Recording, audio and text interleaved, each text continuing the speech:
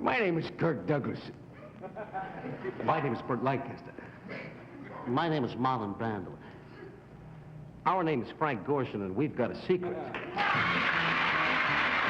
Got a Secret, brought to you tonight by Salem Filtered Cigarettes. Salem, for a taste of springtime fresh.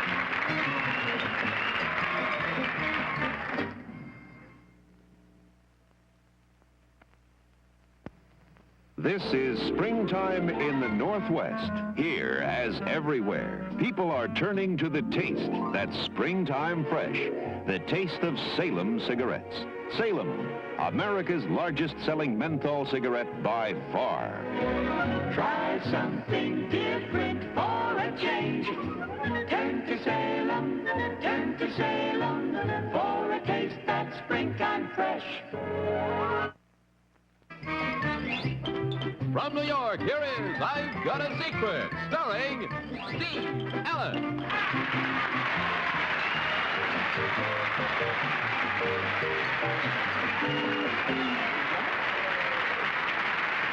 Thank you. Thank you very much. Good evening and welcome to I've Got a Secret. And let's meet the members of our panel. First, there's Betsy Hummer. Next, Bill Cullen.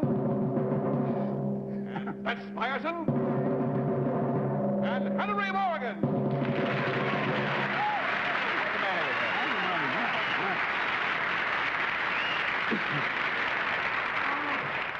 There's nothing clever about that, but I thought it'd bring you in from the backyard, you know, if you've been goofing off. Anyway, may we have our first contestant? We'll get right to work.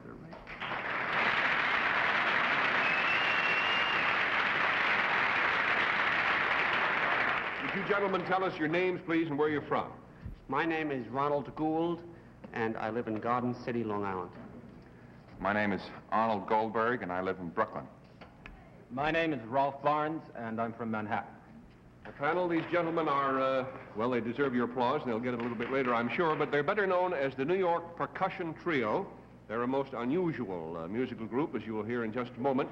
They travel all over the country, giving over 200 concerts a year under the sponsorship of a non-profit organization called Young Audiences Incorporated, which is devoted to bringing live music to our schools. A fine idea, I think. So, gentlemen, would you let us hear now a sample of the kind of live music that you are bringing to our schools, okay? Fine. Fine. Here's some more of your sticks. And now, ladies and gentlemen and panel, the New York Percussion Trio playing the Ritual Fire Dance of the Fire. Here they are.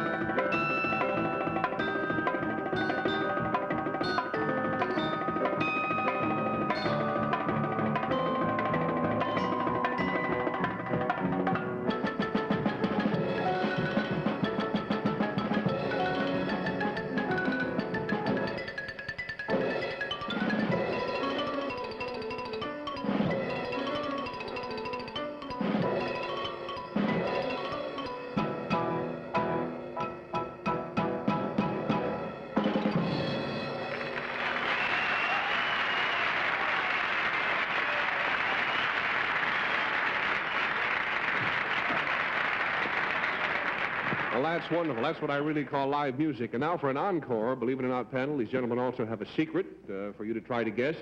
But first, while we're getting ready to guess, maybe we can move the piano out of the way. And while we're doing that, would all of you please put your blindfolds on, because it's that kind of a secret. Oh, dear.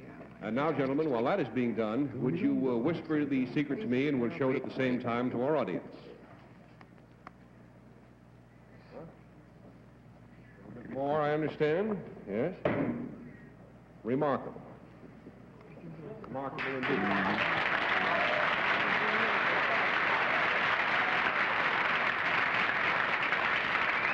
Well, panel, the clue The clue to the New York Percussion Trio secret concerns something they do, and they'll show us, as a matter of fact, right now how they managed to do this while you're questioning them, because I still find it hard to believe. So we'll start the game now with Betsy Palmer. Mr. Gould, Mr. Goldberg, and Mr. Barnes, are there any more than 3 of you on the stage at this point? Outside of me, no, Betsy. No. Just the 3. You're going to play more instruments, though. No.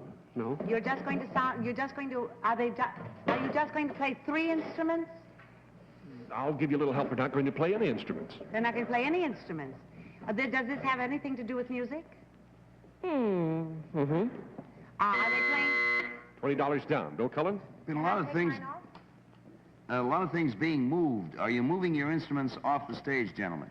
Yes, we are moving the instruments. You're going to need that room for something else. Is that the idea? No, that isn't the idea. You just want to get the instruments packed and ready to go when the show's over. The thing you fellas do, is it an athletic thing? Is it athletic, gentlemen? Yes, indeed. It's very athletic. He meant that sardonically. Strictly speaking, no, Bill. Oh, in the accepted sense of the word, no. Is it something that 3 fellows ordinarily wouldn't want to be seen doing? Well, yes and no. It's nothing like that either, Bill. There's $40 down. Bess Myerson? Well, I would imagine that with 200 concerts, did you say in a year? Mm-hmm. That they'd have to move very quickly. Are they working against time? Oh, only in this particular instance, time is not the important factor. Are they... But you're in the right direction, Bess. Yes, I wondered if they were packing their instruments to show how quickly they can pack them and clear them off the stage. They are indeed packing them, but not to show how quickly they can pack them. How... Right direction, however, as I said. Bess, $60 down. Henry Morgan. Well, is it to, are they demonstrating how small a space they can pack them in? Yes, Henry, they are. Am I finished? You're almost to the finish line. And I'm sure had you had time, you would have just about made it. You may now naturally all take off your blindfolds, and you can see what the rest of us have been watching. Believe it or not, the fellas have cleaned out these 87,000 instruments here, packed them all up, ready to put into these 2 automobiles that you see on the stage. Isn't that something?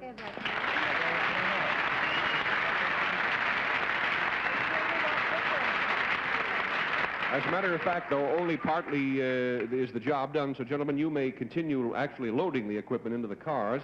And may we have a little packing music, please? Norman, thank you. There they go. I'll get out of the way so you can see it actually happening. That Wilp is still Chamberlain top. This.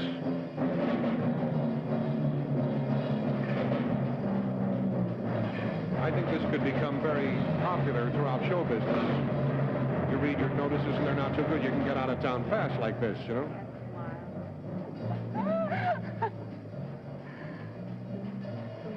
And for a finish, they put one car into the other car and they drive away.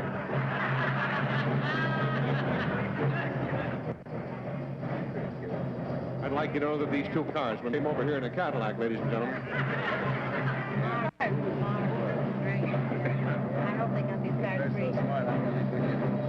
Only thing is, the guys themselves cannot get in the cars when they're finished.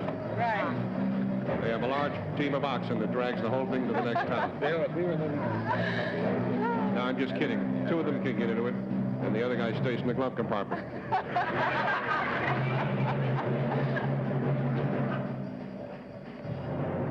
There you are.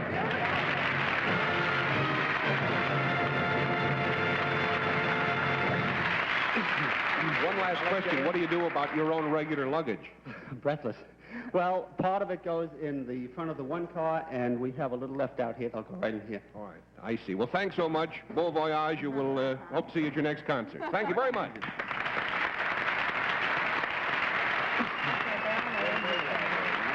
be back in just a minute after this message.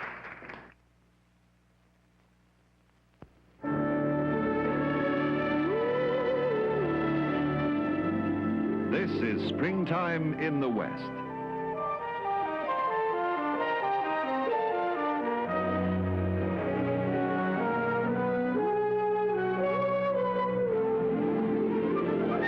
Here in the West, as all over America, people are turning to the taste that's springtime fresh.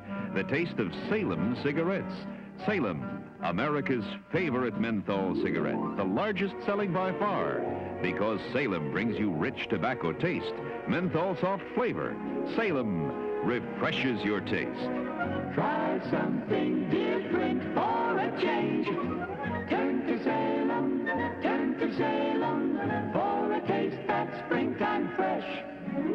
Next time, make it Salem filter cigarettes. Now may we have our next contestant, please?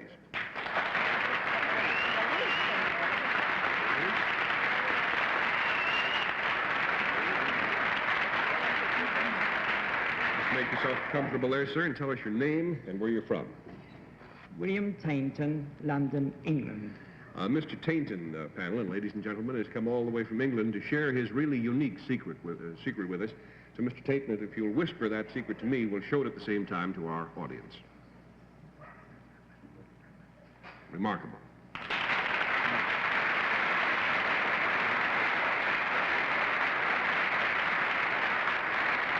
The clue to Mr. Tainton's secret concerns something he did, and I'll give you an added clue that he is the first man in history to do what he did. And we'll start the game with Bess.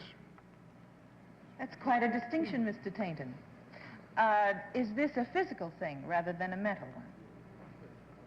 It's a little more physical than mental, Yes, I'd I would say. yes. Oh, is it, did you do it outdoors? No, You did it in your home? no. Would it help us to know where you did it? We could do, yes. Mhm. In Not geographically, it No, but wouldn't. in a specific kind of building? Not particularly, no. No. In your office? No, Is it a hobby of yours? wasn't Would it then. be? It wasn't then. $20 down. Henry? I'd like to go back to where we were when you said it was necessary to know what kind of room or enclosure you did it in. It would help you. Yes, almost anything would so far. Was it a large area? Very small, actually. And is that part of the reason that you were noted for doing this, that it was such a small space? No, I shouldn't say so, no. Were you alone? No, Are the other people necessary, should I go in that direction? well, yes, yes. $40 down. Betsy? Was something mechanical involved? Yes, Did you do this on land? yes, Would the mechanical object have wheels?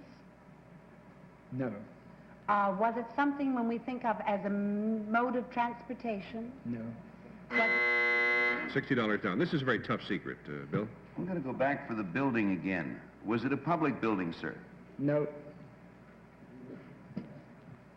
It wasn't public. It had to be No, private, but that doesn't give me much, does it? No, it doesn't help you much. It was not a home. no, no. A non-public building which is not a home, which it takes a heap of living to make a palace, yes. Well, a palace is a home. It's better than most. No. A castle?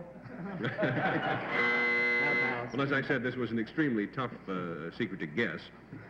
This is William Tainton's second appearance on television, because his first appearance was what we in the television industry call a television first. Literally, Mr. Tainton is the first person ever to appear on television.